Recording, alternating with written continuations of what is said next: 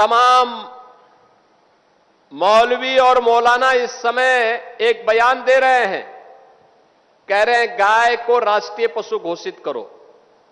अबे हमने कहा कि गौ हमारी माता है, जन्म जन्मांतर का नाता है।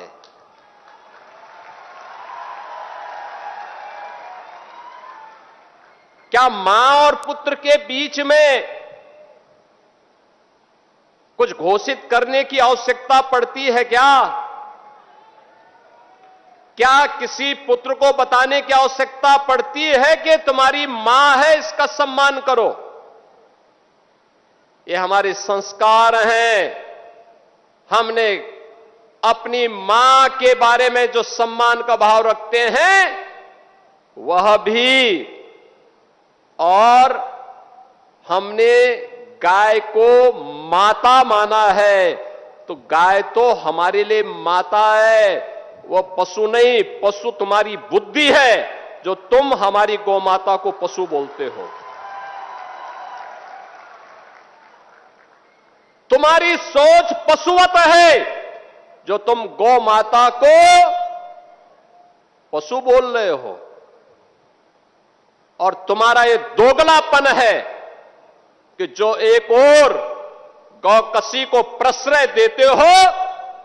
मैं देख रहा था बकरीद में तमाम उनके चेले चपाटे अपने सोशल मीडिया हैंडल पर बकर ईद पर गौ माता का चित्र दिखा करके कह रहे थे कि बकर ईद की बधाई दे रहे थे। लेकिन मैं उनको बोलना चाहता हूं, यूपी में गौ हत्या का मतलब जान रहे हो ना क्या होगा? वो जान रहे हो? तो अगर जान रहे हो तो फिर अपने चेले चपाटों को समझा लो, नहीं तो कई कई पीढ़ियां याद करेंगी गौ माता के साथ किसी भी प्रकार की कोई हिमाकत की। तो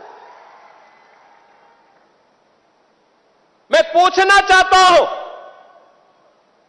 ये वही लोग हैं जो हमारी गौ माता को कह रहे हैं कि राष्ट्रीय पशु नहीं। अरे गौ माता तो स्वघोषित राष्ट्र माता है, उसको किसी को राष्ट्र माता घोषित करने की आवश्यकता नहीं। वैसे ही जैसे हमारी माता के बारे में किसी को परिचय देने की आवश्यकता नहीं पड़ती, जैसे गंगा माता के बारे में किसी को परिचय देने की आवश्यकता नहीं। हम सब गंगा माता की आरती करते हैं, गंगा पूजा करते हैं, अपने साथ गंगा पुत्र जोड़ करके अपने को सम्मानित महसूस करते हैं। हमारे तीर्थ मां गंगा के तट पर हैं, हमारे सारे संस्कार मां गंगा के तट पर संपन्न होते हैं। क्या कोई हमें बताएगा कि गंगा हमारी माता है? ये स्वतः स्फूर्त घोषित है, किसी आक्रांता कोई बताने की आवश्यकता नहीं। ये हमारे संस्कार हैं। हमने गौ को माता माना है, हमने गंगा को माता माना है।